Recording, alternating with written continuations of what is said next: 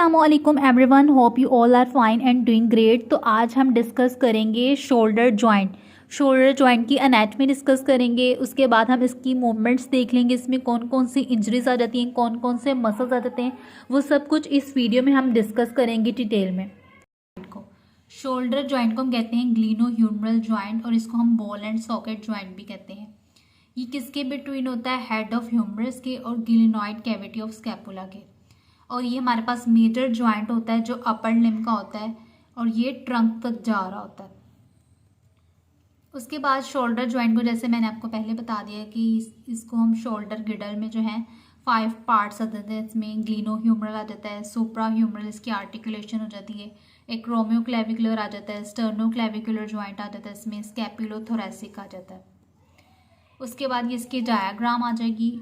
उसके बाद इसकी टाइप, जैसे मैंने आपको पहले बताया कि ये बॉल एंड सॉकेट जॉइंट है, सिनोवियल जॉइंट इसकी टाइप है। हेड ऑफ ह्यूमरस जो है इसका बॉल लाइक होता है, और जिसकी ग्लिनॉइड कैविटी है वो स्कैपुला की वो क्या होती है? सॉकेट लाइक होती है। उसके बाद हमारे पास आ जाते हैं कि शोल्डर जॉइंट की क्या क्या कैरेक्टरिस्टिक्स हैं। It has a wide range of movements, हमें ये डिफरेंट रेंजेस में हमारी मूवमेंट कराता है, जिस तरह की फ्लेक्शन होगी, एक्सटेंशन होगी। आगे नेक्स्ट हम इसकी मूवमेंट्स भी पढ़ लेते हैं। और ये क्या होता है? नॉट अ स्टेबल और अ सिक्योर जॉइंट। अक्सर हमने देखा है कि शोल्डर में ही हमारे ज़्यादा फ्रैक्चर्स आ रहे होते हैं। It is most commonly dislocated large joint in the body. उसके बाद हमारे पास इसमें आ जाती है ग्लिनॉइड लैब्रम आ जाती है, ग्लिनॉइड कैविटी आ जाती है, टेंडन्स आ जाते हैं, बाइसेप्स ब्रेकियाई मसल्स आ जाते हैं, हेड ऑफ ह्यूमरस आ जाता है, ट्रांसवर्स ह्यूमरल लिगामेंट आ जाता है। इनके लिगामेंट्स जो हैं 4 हैं। मेनली कैप्सुलर लिगामेंट आ जाता है जो ज्वाइंट कैप्सूल से मिलके बनता है। ग्लिनोह्यूमरल लिगामेंट आ जाता है, इसमें इसके आगे से 3 आ जाते हैं इसके superior, medial, inferior glenohumeral ligaments. उसके बाद थर्ड पे आ जाता है हमारे पास कोरेकोह्यूमरल लिगामेंट आ जाता है, ट्रांसवर्स ह्यूमरल लिगामेंट आ जाता है। इसमें हमारे पास मेनली कोरेको एक्रोमियल लिगामेंट आ जाता है, कोर एक्रोह्यूमरल लिगामेंट आ जाता है, और ग्लिनोह्यूमरल लिगामेंट्स आ जाते हैं। शोल्डर जॉइंट में हमारे पास 3 बर्सा होते हैं, सब स्कैपुलर बर्सा, सब acromial bursa and infraspinatus bursa. जो सब स्कैपुलरिस बर्सा है ना, ये किसके बिटवीन होता है? सब स्कैपुलरिस के और नेक ऑफ द स्कैपुला के, और ये प्रोटेक्ट करता है टेंडन को, कोई फ्रिक्शन ना हो जाए नेक के अंदर। और ये बर्सा जो है नॉर्मली कम्युनिकेट करता है किसके साथ? ज्वाइंट कैविटी के साथ। उसके बाद आ जाता है हमारे पास सब एक्रोमियोक्लेविकुलर, सब एक्रोमियल बर्सा। सब एक्रोमियल बर्सा जो होता है बिटवीन होता है कोराको एक्रोमियल लिगामेंट की और एक्रोमियन प्रोसेस की। और उसके बाद जो इंफ्रास्पाइनेटस बर्सा है, ये जो होता है lies between the tendon of the infraspinatus and posterolateral aspect of the joint capsule. It may sometime communicate with the joint cavity. Important relations की बात कर लेते हैं हम। सबसे पहले एंटीरियरली हमारे पास कौन सा है, जिसमें हमारे पास कौन कौन से मसल्स आ जाएंगे? सब स्कैपुलरिस मसल आ जाएगा, डेल्टॉइड आ जाएगा, उसके बाद एक्सिलरी वेसल्स आ जाएंगे और ब्रेकियल प्लेक्सस आ जाएगा। पोस्टीरियरली हमारे पास इंफ्रास्पाइनेटस आ जाता है और टियर्स माइनर मसल्स आते हैं। सुपीरियरली हमारे पास कौन कौन से मसल्स आ जाएंगे? सुप्रास्पाइनेटस मसल्स आ जाएंगे, सब एक्रोमियल बर्सा आ जाएंगी, कोरेको एक्रोमियल लिगामेंट आ जाएगा, और डेल्टॉइड मसल्स आ जाएंगे। इंफीरियरली हम जाएंगे तो long head of the triceps muscles आ जाएंगे, एक्सिलरी नर्व आ जाएगी, पोस्टीरियर सर्कमफ्लेक्स ह्यूमरल वेसल्स आ जाएंगी। उसके बाद आ जाएगा tendon of the long head of the bicep muscles passes through the joint and emerge beneath the transverse ligament। उसके बाद आ जाएगी हमारे पास न्यूरोवेस्कुलर सप्लाई, जिसमें हमारे पास एक्सिलरी नर्व आ जाती है, सुप्रास्कैपुलर और लेटरल पेक्टोरल नर्व्स आ जाती हैं, और इसमें हमारे पास ब्रेकियल प्लेक्सस भी आ जाएगा, जिसमें C5 और C6 की नर्व रूट आ जाएगी। और ब्रेकियल प्लेक्स की इंजरी हो जाती है इसमें, जिसको हम एल्स पाल्सी भी कहते हैं, जो हमारे शोल्डर जॉइंट के फंक्शंस को इफेक्ट कर रही होती है। लास्ट पे ये आप देख सकते हैं, यहाँ पे लिखा हुआ है। ये हमारे पास शोल्डर जॉइंट की मूवमेंट्स आ जाएंगी, एबडक्शन आ जाएगी, एडक्शन आ जाएगी, और फ्लेक्शन आ जाएगी, एक्सटेंशन आ जाएगी, सर्कमडक्शन आ जाएगी, मीडियल रोटेशन आ जाएगी एंड लेटरल रोटेशन आ जाएगी। मूवमेंट्स ऑफ द शोल्डर, 2 तरह की हमारे पास मूवमेंट्स हो रही होती हैं।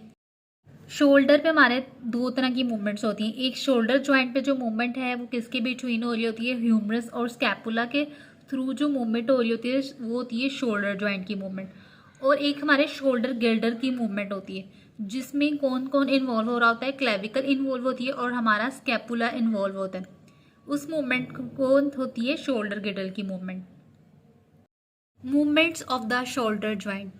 फ्लेक्शन में हमारे पास कौन कौन से मसल्स इन्वॉल्व हो रहे होते हैं, जिसमें हमारे पास पेक्टोरियलिस मेजर आ जाएगा जिसका क्लेविकुलर हेड आ जाएगा, anterior fibres of the deltoid आ जाएंगे, कोरेकोब्रेकियालिस मसल आ जाएगा और बाइसेप्स आ जाएंगे।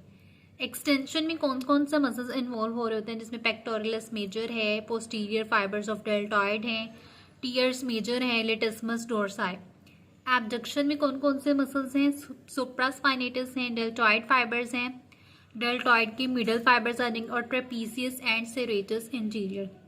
एडक्शन में कौन कौन से मसल्स इन्वॉल्व हो रहे होते हैं, इसमें पेक्टोरियलिस मेजर है, टियर्स मेजर है, लेटिस्मस डोर्साई है, कोरेकोब्रेकियालिस है और सबस्कैपुलरिस मसल आ जाएगा। आ जाएंगी हमारे पास शोल्डर गिल्डर की मूवमेंट्स, जिसमें हमारे पास एलिवेशन आ जाती है, एडक्शन आ जाती है, एबडक्शन आ जाती है, अपवर्ड रोटेशन, डिप्रेशन आ जाएगी और डाउनवर्ड रोटेशन आ जाएगी हमारे पास। मूवमेंट्स कौन कौन सी होती है, जैसा कि मैंने आपको पहले बताया, एलिवेशन होती है, डिप्रेशन होती है। एलिवेशन जो होती है ना अपवर्ड होती है और स्पीरियर होती है, जिसे हम श्रगिंग भी कहते हैं। कंधों को ऊपर उठाने को हम कहते हैं श्रगिंग। डिप्रेशन जो होती है मतलब कि हम डाउनवर्ड मूवमेंट करेंगे, इन्फीरियर साइड पे मूवमेंट करेंगे तो उसको कहेंगे हम डिप्रेशन कहेंगे। एब्डक्शन क्या होती है, जिसको हम प्रोट्रैक्शन भी कहते हैं। इसमें हम क्या करेंगे, अपने स्कैपुला को मूव करेंगे laterally away from spinal column. Lateral का मतलब होता है कि बाहर की तरफ को हमने अपने मूव करना है, तो हमारी एबडक्शन भी हो जाएगी और प्रोट्रैक्शन भी हो जाएगी। एडक्शन और रिट्रैक्शन, जिसमें मीडियली हम मूव करेंगे यानी अंदर को अपने स्कैपुला को मूव करेंगे। Scapula moves medially towards spinal column. हमेशा आपने याद रखना है कि लेटरल जो होता है वो बाहर की साइड को होता है और मीडियल जो होती है हमारी मूवमेंट अंदर की तरफ को होती है। और एडक्शन हमेशा ऐड करना होता है, मतलब कि हमने अपने बाजू को अंदर की तरफ को मूव करना है।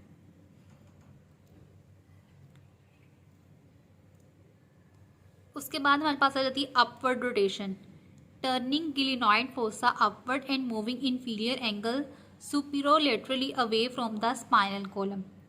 उसके बाद डाउनवर्ड रोटेशन है, स्कैपुला को हम ऊपर की तरफ करेंगे रोटेट तो ये हमारे पास अपवर्ड रोटेशन हो जाएगी, या ग्लिनॉइड फोसा को करेंगे। डाउनवर्ड रोटेशन क्या होती है, returning inferior angle inferomedially towards spinal column and glenoid fossa to normal position. Next movement हमारे पास आ जाती है शोल्डर गिडल की मूवमेंट्स, जिसमें हमने देखना है कि हमारे पास कौन कौन से मसल्स आ जाते हैं। एलिवेशन और श्रगिंग शोल्डर्स की कौन कराता है, अपर ट्रेपीजियस और लिवेटर स्कैपुलाe। डिप्रेशन या ड्रॉपिंग ऑफ शोल्डर्स कौन कराता है, pectoralis major, pectoralis minors and latissimus dorsi. Protraction pulling forward कौन करा रहा होता है, serratus interior muscles and pectoralis minor muscles. Retraction या पुलिंग बैकवर्ड्स कौन कौन से मसल करवा रहे होते हैं, इसमें मीडियल ट्रेपीजियस आ जाता है और रेम्बॉइड्स आ जाते हैं। Upward rotation glenoid faces up, lower trapezius करवा रहा होता है, इसमें अपर ट्रेपीजियस इन्वॉल्व होता है और सीरेटस इंटीरियर। डाउनवर्ड रोटेशन कौन करवा रहा होता है, लिवेटर स्कैपुला करवा रहा होता है, रेम्बॉइड्स करवा रहे होते हैं और latissimus dorsi. Mobility and stability. The shoulder joint is one of the most mobile in the body at expense of stability. Factors कौन कौन से कंट्रीब्यूट होते हैं मोबिलिटी में, जिसमें हमारे पास जॉइंट की टाइप मैंने आपको पहले बता दी कि बोल एंड सॉकेट जॉइंट होता है, बोनी सरफेसेस इसकी शैलो होती हैं, ग्लिनॉइड कैविटी आ जाती है इसमें और लार्ज ह्यूमरल हेड आ जाता है और रेशियो आ जाती है इसमें 1/4 डिसप्रोपोर्शन इन सर्फेसेस। लेक्सिटी आ जाती है जॉइंट कैप्सूल की। Factors that contribute to stability. Rotator cuff muscles जो है वो स्टेबिलिटी प्रोवाइड करते हैं, ग्लिनॉइड लैब्रम स्टेबिलिटी प्रोवाइड करता है और ligaments, the ligaments act to reinforce the joint capsule and forms the coracoacromial arch. Common injuries की बात करते हैं, शोल्डर में सबसे पहले डिसलोकेशन होती है, जिसमें हमारे पास जो डिसलोकेशन है वो इंटीरियर डिसलोकेशन भी हो सकती है। किसकी वजह से हो सकती है, अगर एक्सेसिव एक्सटेंशन हो गई है या लेटरल रोटेशन होगी ह्यूमरस की, तब भी जो है इंटीरियर डिसलोकेशन होगी। और एक्सिलरी नर्व जो है अगर उसमें क्या होगा, डैमेज हो जाएगी एक्सिलरी नर्व का डैमेज आ जाएगा उसमें। उसके बाद है रोटेटर कफ में हमारे पास कौन कौन से मसल्स आ जाएंगे, subscapularis muscles, supraspinatus muscles, infraspinatus muscles और टियर्स माइनर आ जाएंगे। रोटेटर कफ टेंडनाइटिस जो है इन्फ्लेमेशन की वजह से हो सकता है या ओवर यूज़ की वजह से, अगर मसल या टेंडन का ओवर यूज़ हो गया तब भी जो है रोटेटर कफ टेंडनाइटिस हो सकता है, या कोई डीजनरेटिव चेंजेस कोज कर गई हैं तब भी जो है रोटेटर कफ टेंडनाइटिस हो सकता है। और इसमें जो है साइंस क्या होते हैं कि पेनफुल आर्क आ रही होती है, pain in the middle of abduction where as the affected areas come in to contact with the acromion. तो ये थी आज की वीडियो। आई होप कि आपको वीडियो बहुत इन्फॉर्मेटिव लगी होगी और मेरे चैनल को सब्सक्राइब करना ना भूलिएगा। मिलते हैं नेक्स्ट वीडियो में न्यू टॉपिक के साथ, तब तक के लिए अल्लाह हाफिज़।